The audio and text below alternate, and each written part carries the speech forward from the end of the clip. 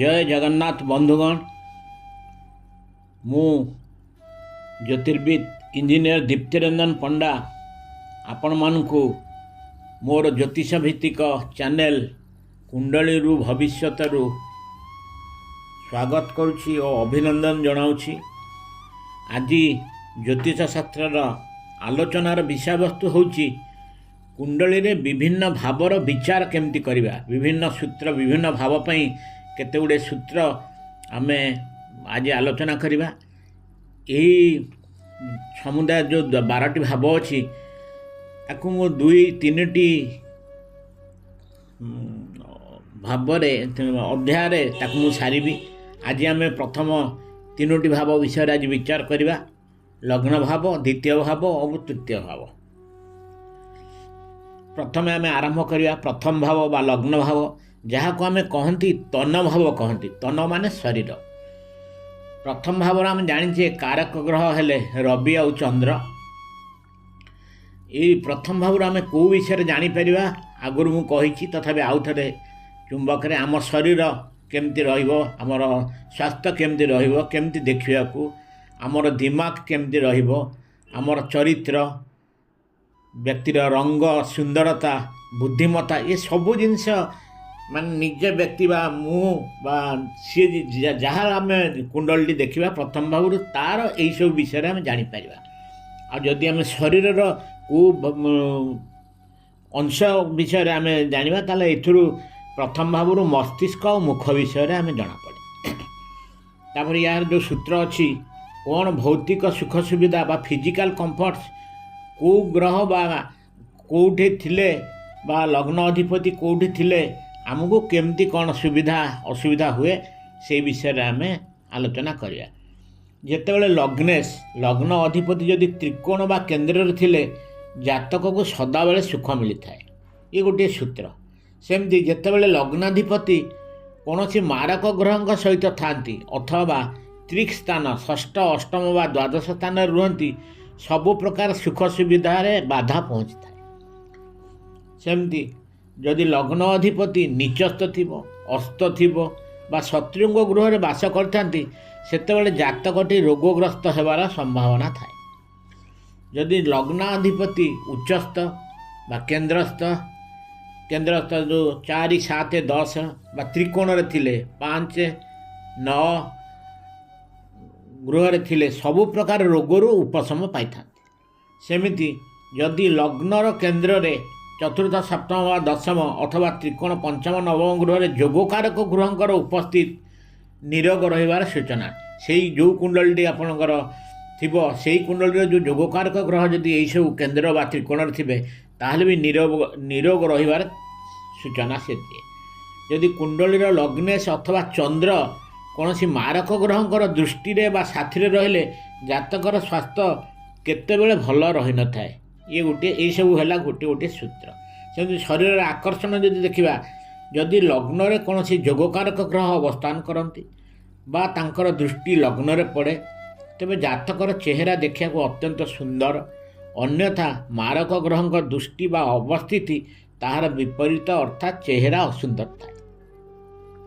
जदि लग्न अधिपति बुध बृहस्पति किंबा शुक्र त्रिकोण बा केंद्र रे थिले सेही व्यक्ति दीर्घायु धनमान बुद्धिमान एवं यशस्वी होई विभिन्न सुख स्वाच्छंद भोग करिताए। एटा आमे प्रथम भावर अल्प किछि जानिले बहुत सूत्र अछि। किछिटा इम्पोर्टाट सूत्र जोड़ा प्रमुख सूत्र गुड़ाक मु कहूँ। सेमती आम बर्तमान आलोचना करिया द्वितीय भाव बा जोटा कहती धन भाव जोटा कहती संचित स्थान। ये भाव आम जाचे कारक ग्रह हेले बृहस्पति। इतर कौ विषय विचार करा जाए संचित धन आमर परिवार सहित रिलेशन केमती रहिबो निजर बाणी बा बाक्पटुता ये सब जिनस आम द्वितीय स्थान आम जापर।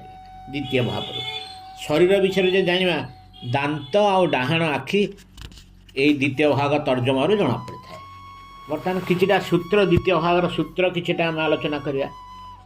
द्वितीय स्थान अधिपति जदि द्वितीय स्थान रे अबा त्रिकोण रे बा केंद्र स्तर रे रहे तेबे व्यक्तिंकर धन वृद्धि घटी थाए।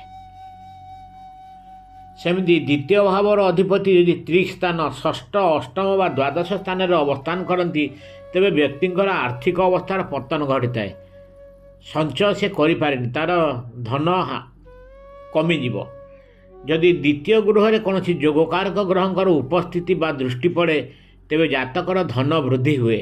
ସେହିପରି ଦ୍ୱିତୀୟ ଗୃହରେ ମାରକ ଗ୍ରହଙ୍କର ଉପସ୍ଥିତି ବା ଦୃଷ୍ଟି ବ୍ୟକ୍ତିଙ୍କର ଧନ ଉପରେ ପ୍ରତିକୂଳ ପ୍ରଭାବ ପକାଇଥାଏ। ଏସବୁ ସୂତ୍ର ଆମେ ମନେ ରଖିଲେ ଆମେ ପ୍ରେଡ଼ିକ୍ସନ୍ କରିବାକୁ ଆମକୁ ବହୁତ ସହଜ ହୋଇଥାଏ। ସେମିତି ଦ୍ୱିତୀୟ ଭାବରେ ଶୁକ୍ର ବା ବୁଧଙ୍କର ଅବସ୍ଥିତି ବ୍ୟକ୍ତିଙ୍କୁ ଧନବାନ କରାଇଥାଏ। ଦ୍ୱିତୀୟ ଭାବରେ ବୃହସ୍ପତିଙ୍କର ଉପସ୍ଥିତି ବ୍ୟକ୍ତିକୁ ସଦାବେଳେ ଧନବାନ କରିଥାଏ, କାରଣ ବୃହସ୍ପତି ହେଉଛନ୍ତି ଦ୍ୱିତୀୟ ଭାବର କାରକ ଗୃହ। କେବଳ ଯଦି ବୃହସ୍ପତି ଦ୍ୱିତୀୟ ଗୃହର ଅଧିପତି ହୋଇ ଦ୍ୱିତୀୟ ଭାବରେ ଥିବେ ଅଥବା ମଙ୍ଗଳଙ୍କ ସହ ମିଶି କରିଥିବେ ସେବେ ସେହି ବ୍ୟକ୍ତି ବହୁତ ଧନବାନ ହେବେ। ଯେଉଁ କୁଣ୍ଡଳୀରେ ଦ୍ୱିତୀୟ ଅଧିପତି ଏକାଦଶ ଗୃହରେ, ଏକାଦଶ ଗୃହ ହେଉଛି ଆୟ ସ୍ଥାନ, ଦ୍ୱିତୀୟ ଅଧିପତି ଏକାଦଶ ଗୃହରେ ଏବଂ ଏକାଦଶ ଅଧିପତି ଦ୍ୱିତୀୟ ଗୃହରେ ଥିଲେ ରାଶି ପରିବର୍ତ୍ତନ ଯୋଗୁଁ କଲେ ସେତେବେଳେ ବ୍ୟକ୍ତିଙ୍କର ଧନ ବୃଦ୍ଧି ନିଶ୍ଚିନ୍ତ ଭାବରେ ହେବ। ଅଥବା ଯେତେବେଳେ ଏଇ ଦୁଇ ଗ୍ରହ କେନ୍ଦ୍ରରେ ବା ତ୍ରିକୋଣରେ ମିଳିତ ଅବସ୍ଥାନ କରୁଥିବେ ସେତେବେଳେ ମଧ୍ୟ ବ୍ୟକ୍ତିଟି ବହୁତ ଧନବାନ ହେବ। ସେମିତି ଯେତେବେଳେ ଦ୍ୱିତୀୟ ଅଧିପତି କେନ୍ଦ୍ରସ୍ଥ ହେବା ସହ ଏକାଦଶ ଅଧିପତି ତ୍ରିକୋଣରେ ଥିବେ କିମ୍ବା ଦ୍ୱିତୀୟ ଅଧିପତି ଥିବା ସ୍ଥାନରୁ ବୃହସ୍ପତି ବା ଶୁକ୍ରଙ୍କର ଦୃଷ୍ଟି ବା ମିଶି କରିଥିବେ ତେବେ ବ୍ୟକ୍ତିଟି ବି ଧନବାନ ହେବାର ସୁଯୋଗ ରହିଥାଏ। ସେମିତି କୁଣ୍ଡଳୀରେ କେତେବେଳେ ଦାରିଦ୍ର୍ୟ ଯୋଗ କେତେବେଳେ ଆସିବ, ଯେତେବେଳେ ଦ୍ୱିତୀୟ ଭାବର ସ୍ୱାମୀ ଶତ୍ରୁ ଗୃହରେ ବା ଷଷ୍ଠ ଅଷ୍ଟମ ଦ୍ୱାଦଶ ଗୃହରେ ଓ ଏକାଦଶ ସ୍ୱାମୀ ମଧ୍ୟ ସେହିପରି ରହିଥିଲେ ଦ୍ୱିତୀୟ ଗୃହରେ ମାରକ ଗ୍ରହଙ୍କର ଉପସ୍ଥିତି ଥିଲେ ବ୍ୟକ୍ତିକୁ କାଙ୍ଗାଳ କରିଦେଇପାରେ। ସେହିପରି ଦ୍ୱିତୀୟ ଏବଂ ଏକାଦଶ ଭାବର ସ୍ୱାମୀ ଯଦି ଅସ୍ତ ବା କୌଣସି ମାରକ ଗ୍ରହ ସହ ମିଶି ସଂଯୁକ୍ତ ହୋଇଥାନ୍ତି ତେବେ ସେ ବ୍ୟକ୍ତି ଭିକ ମାଗି ଦିନ କାଟିଥାଏ। ସେମିତି ଯେତେବେଳେ ଦ୍ୱିତୀୟ ବା ଏକାଦଶ ଭାବର ସ୍ୱାମୀ ନିଚସ୍ଥ ହୋଇ ଷଷ୍ଠ ଅଷ୍ଟମ ଓ ଦ୍ୱାଦଶ ଭାବରେ ଏକତ୍ର ଅବସ୍ଥାନ କରୁଥିବେ ଏବଂ ମଙ୍ଗଳ ଏକାଦଶ ସ୍ଥାନରେ ଓ ରାହୁ ଦ୍ୱିତୀୟ ଗୃହରେ ଥିଲେ ସେହି ବ୍ୟକ୍ତି ରାଜଦଣ୍ଡରେ ଦଣ୍ଡିତ ହୋଇ ବହୁତ ଧନ ହରାଇଥାନ୍ତି। ଶୁଭ କାର୍ଯ୍ୟରେ ଅର୍ଥ ବ୍ୟୟ କେତେବେଳେ କରିବା ଆମେ କେମିତି ଜାଣିବା? ଦ୍ୱିତୀୟ ସ୍ଥାନରୁ ବୃହସ୍ପତି ଥିବେ ଏକାଦଶ ସ୍ଥାନରେ, ଶୁକ୍ର ଥିବେ ଦ୍ୱିତୀୟ ସ୍ଥାନରେ, କୌଣସି ଯୋଗକାରକ ଗ୍ରହ ଦ୍ୱାଦଶ ସ୍ଥାନରେ ଏବଂ ଦ୍ୱିତୀୟ ଭାବର ଅଧିପତି କୌଣସି ଯୋଗକାରକ ଗ୍ରହ ସହିତ ସଂଯୁକ୍ତ ହୋଇଥିଲେ କୌଣସି ଧାର୍ମିକ କାର୍ଯ୍ୟରେ ସେହି ବ୍ୟକ୍ତି ଅର୍ଥ ବ୍ୟୟ କରିଥାନ୍ତି। ଏଇଟା ଗୋଟେ ସୂଚନା। ସେମିତି କେମିତି ଯଶ ପାଇବେ, କେମିତି ଦ୍ୱିତୀୟ ଗୃହରୁ ଆମର ଯଶ କେମିତି ଜାଣିବା? ଯଦି ଦ୍ୱିତୀୟ ଗୃହର ଅଧିପତି ସେହି ତାଙ୍କ ସ୍ୱଗୃହରେ ଥିବେ ବା ସେହି ସ୍ଥାନରେ ଥିବେ ବା ଉଚ୍ଚସ୍ଥ ହୋଇଥାନ୍ତି ତେବେ ସେହି ବ୍ୟକ୍ତି ଅନ୍ୟମାନଙ୍କୁ ସାହାଯ୍ୟ କରିଥାନ୍ତି ଓ ଯଶ ପାଇଥାନ୍ତି। ସୁନ୍ଦର ଚକ୍ଷୁ ଯଦି ବୃହସ୍ପତି ଦ୍ୱିତୀୟ ଭାବରେ ମାରକ ନ ହୋଇ ଅବସ୍ଥାନ କରନ୍ତି କିମ୍ବା ଦ୍ୱିତୀୟ ଭାବର ସ୍ୱାମୀ ଉଚ୍ଚସ୍ଥ ଏବଂ କୌଣସି ଯୋଗକାରକ ଗ୍ରହ ସହିତ ସଂଯୁକ୍ତ ହୋଇଥାନ୍ତି ତେବେ ସେହି ବ୍ୟକ୍ତିର ଚକ୍ଷୁ ବହୁତ ସୁନ୍ଦର ହୋଇଥାଏ, ଅନ୍ୟଥା ବିପରୀତ ଘଟିଥାଏ। ସେମିତି ସେ ଲୋକର ବାଣୀ ବିଷୟରେ କେମିତି ଜାଣିବା? ତା'ର କଥାବାର୍ତ୍ତା ଯଦି ବୁଧ ଯୋଗକାରକ ହୋଇ ଉଚ୍ଚସ୍ଥ ହୋଇ ଏବଂ ମାରକ ଗ୍ରହଙ୍କର ଦୃଷ୍ଟି ନ ପାଇ ଦ୍ୱିତୀୟ ଗୃହରେ ଅବସ୍ଥାନ କରନ୍ତି ତେବେ ସେହି ବ୍ୟକ୍ତିଙ୍କର ବାଣୀ ମଧୁର, ସେ ଭଲ ବକ୍ତା ହୋଇପାରନ୍ତି। ବିପରୀତ ହେଲେ ଠିକ୍ ବିପରୀତ ଅର୍ଥାତ୍ ବାଣୀ କର୍କଶ ବା ରୁକ୍ଷ ହୋଇଥାଏ। ଯଦି ଦ୍ୱିତୀୟ ଭାବରେ ମାରକ ଗ୍ରହ ଉପସ୍ଥିତ ଥାନ୍ତି ଏବଂ ଦ୍ୱିତୀୟ ଭାବର ଅଧିପତି ମଧ୍ୟ ସେଠି ଉପସ୍ଥିତ ଥାନ୍ତି ତେବେ ସେହି ବ୍ୟକ୍ତି ସ୍ୱଭାବରେ ଜଣେ ମିଛୁଆ ଓ ଖରାପ କଥା କହୁଥାଏ ଏବଂ ସେ ବାୟୁଜନିତ ରୋଗରେ ଆକ୍ରାନ୍ତ ହୋଇଥାଏ। ବର୍ତ୍ତମାନ ଆମେ ଦ୍ୱିତୀୟ ଭାବ ବିଷୟରେ କିଛି ଜାଣିଲେ, ଏବେ ତୃତୀୟ ଭାବ ବା ଯେଉଁଟା କହନ୍ତି ପରାକ୍ରମ ଭାବ ତା ଉପରେ ଟିକେ ଆଲୋଚନା ଆମେ କରିବା। ତୃତୀୟ ଭାବର କାରକ ଗ୍ରହ ହେଲେ ମଙ୍ଗଳ। ଆଉ ତୃତୀୟ ଭାଗରୁ ଆମେ କ'ଣ କ'ଣ ଜାଣିବା? ଆମର ସାହସ କେତେ, ପରାକ୍ରମ କେତେ, କାର୍ଯ୍ୟ କରିବାର ଆଗ୍ରହ କେତେ ଏବଂ ଛୋଟ ଭାଇ ଭଉଣୀଙ୍କ ସହିତ ସମ୍ପର୍କ କେମିତି। ଶରୀରର କ'ଣ କେଉଁ ବିଷୟ ଆମେ ଜାଣିପାରିବା ଏଥିରୁ? ଗଳା, ଗର୍ଦ୍ଦନ ଓ ଡାହାଣ କାନ ବିଷୟରେ ଆମେ ଏଥିରୁ ଜାଣିପାରିବା। ବର୍ତ୍ତମାନ ଆମେ କିଛି ସୂତ୍ର ତୃତୀୟ ଭାବର ସୂତ୍ର କେତେ ଗୁଡ଼ିଏ ଜାଣିବା।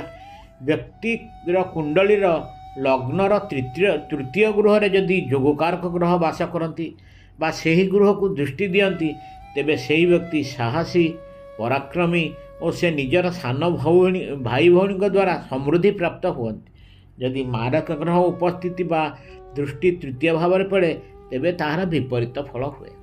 सेमिति यदि तृतीय भावर अधिपति सहित मंगल तृतीय गृह को दृष्टि पकाती बा अवस्थित थांती तेबे सही व्यक्ति साहसी सहित निजर सान भाई भौणी सहित सुसंपर्क था, कारण मंगल होती से भावर तृतीय भावर कारक ग्रह। यदि तृतीय भावर अधिपति और मंगल सहित कौन मारक ग्रह एकत्र अवस्थान करती तेबे सही व्यक्तिर कौन सान भाई और भौणी अल्पायु होता। सेहीपरि एकादश भावर अधिपति और बृहस्पति सहित कौन मारक ग्रह एकत्र बास कले कौन बड़ भाई बा भौणी अल्पायु होता। सेमिति बड़ भाई भौणी को कुंडली देखि मध्य तांको परे भाई की भौणी जन्मिब ताहा मध्य जଣା पड़े। एथिपाई प्रथमे आमको ग्रह मानकर लिंग टिके जानिबा दरकार। बृहस्पति रवि हेले पुलिंग, मंगल चंद्र शुक्र हेले स्त्रीलिंग, शनि और बुध क्लीबलिंग और राहु केतु छाया ग्रह। किंतु सान भाई भौणी लिंग निरूपण में शनि और राहु पुरुष और बुध केतु को स्त्री भाव में विचार करा जाए। यदि तृतीय भावर अधिपति स्त्रीलिंग ग्रह अथवा तृतीय गृह में स्त्रीलिंग लिंग ग्रह कहीं बास करथांती तेबे सेही पिलार परे तार सान भौणी होता है। एवं जदि ताहा पुरुष लिंग ग्रह होइथिबो तेबे तार सान भाई जन्मी थाए। यदि ग्रह माने पुरुष और स्त्री मिलित हो रही बड़ा बड़ा देखि ताहा निर्णय करा जाए, किंतु परे जात पिलाटीर स्वभाव मिशामिशी प्रकृतिर होता है, अर्थात माइचिया प्रकृतिर होता है। सेमती आउ गोटे सूत्र होची जदि तृतीय भावर अधिपति सहित मंगल अष्टम गृह में बास करती तेबे सान भाई बा भौणीकर अकाल वियोग घटिपारे। किंतु जदि तृतीय भाव अधिपति और मंगल केन्द्रस्थ बा त्रिकोण रे रुहंती तेबे भाई और भौणी मध्य सुख शांति विराजी थाए। सेमती आउ गोटे सूत्र होची रवि जदि तृतीय भाव में अवस्थान करथिले तार बड़ भाई भौणीकर अंत घटी थाए। सेमती शनि मध्य तृतीय भाव में थिले छोट भाई भौणीकर अंत घटी थाए। आज पई एतिकी आमे परवर्ती अध्याय रे अन्य भाव विषय आलोचना करिवा। आपण